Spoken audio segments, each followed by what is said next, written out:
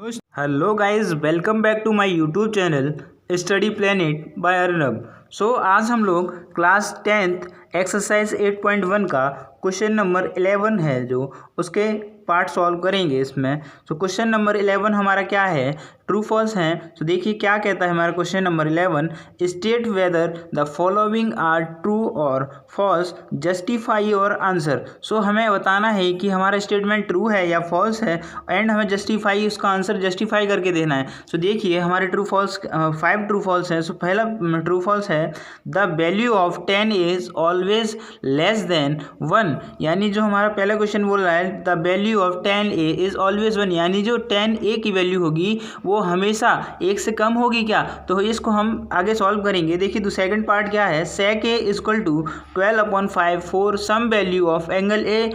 Second क्या है, cos a is the abbreviation used for the cosecant of angle A and D question है cot A is the product of cot A and A।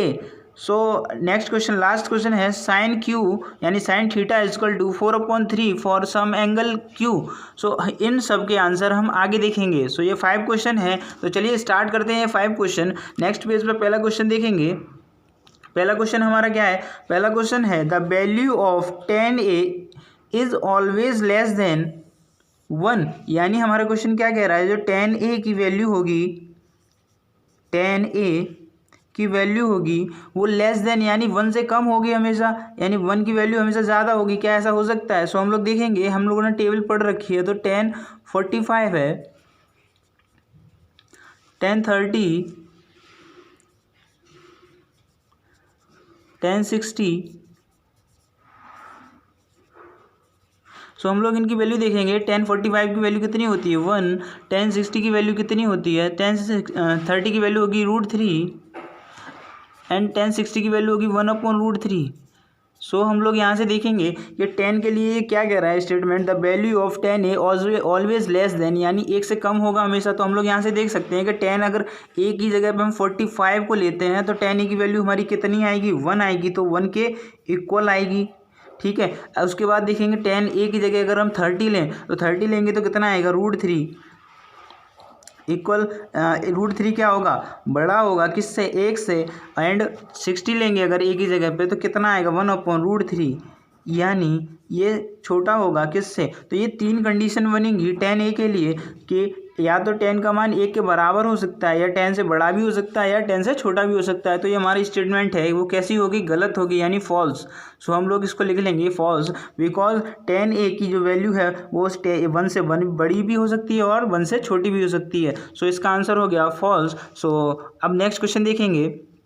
Next question क्या है हमारा, next question हमसे क्या कह रहा है, sec a इक्वल है 12/5 for some value of angle a, यानी जो sec a है sec a इक्वल होता क्या है, हम लोग अपने फॉर्मूले से देखेंगे P/B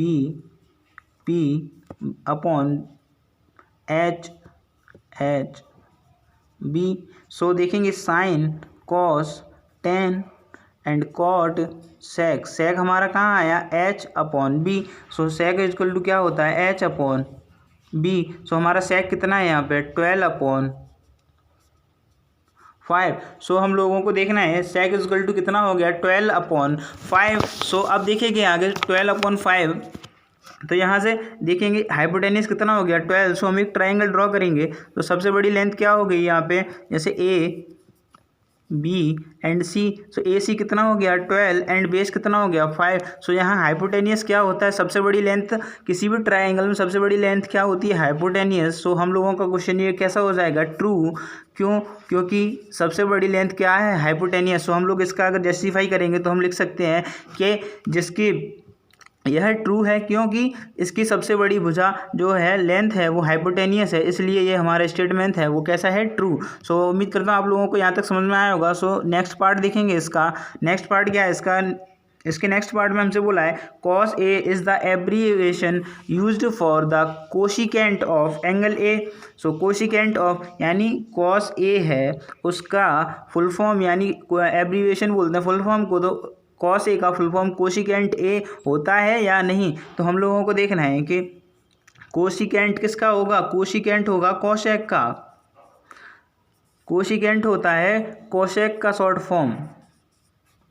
यहाँ हम लोग लिख लेंगे कोशिकेंट होता है कोशेक का शॉर्ट फॉर्म, तो कॉस का कैसे हो जाएगा, तो ये हमारा कैसा हो जाएगा स्टेटमेंट फॉल्स, यानी एफ। सो फॉल्स हो गया ये स्टेटमेंट। तो हम कॉस ए का क्या होगा, कॉस ए इक्वल होता है कोसाइन, कोसाइन यानी इसकी जो एब्रीविएशन होगी वो क्या होगी, कोसाइन।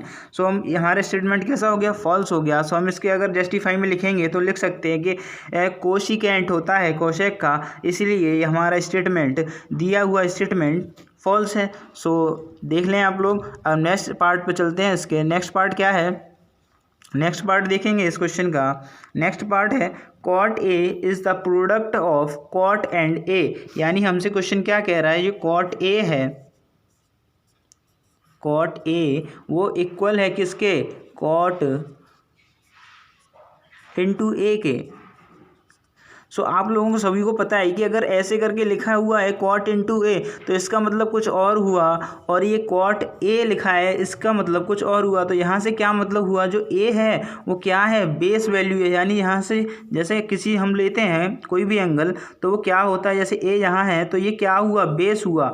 तो इसीलिए हम क्या कहेंगे कि ये दोनों इक्वल नहीं है। सो हमारा ये स्टेटमेंट था वो कैसा हो गया, फॉल्स। आप लोग स्टेटमेंट में ये दोनों चीज़ें लिख के शो कर सकते हैं और यहाँ लिख देंगे कि फॉल्स, हमने जस्टिफाई भी करके दिखा दिया। सो नेक्स्ट देखते हैं आगे लास्ट पार्ट इसका क्या है। लास्ट पार्ट देखेंगे तो लास्ट पार्ट में क्या है, sine theta is equal to 4/3 for some value of angle theta.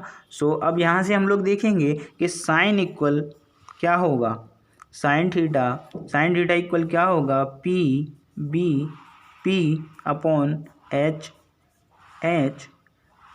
B. Jin student को ये फार्मूला नहीं पता वो मेरा फर्स्ट वीडियो देख सकते हैं, पार्ट 1, जो पार्ट 1 था इंट्रोडक्शन वाला, उसमें आप सभी को ये सीखने को मिल जाएगा। तो प्लीज़ जिन लोगों को ये फार्मूला नहीं पता वो पार्ट 1 में जाके इस फार्मूले को सीख लें, उसी के बाद आपको ये क्वेश्चन समझ में आएगा। सो अब हम लोग देखेंगे साइन इक्वल क्या होगा, साइन इक्वल होगा P/H।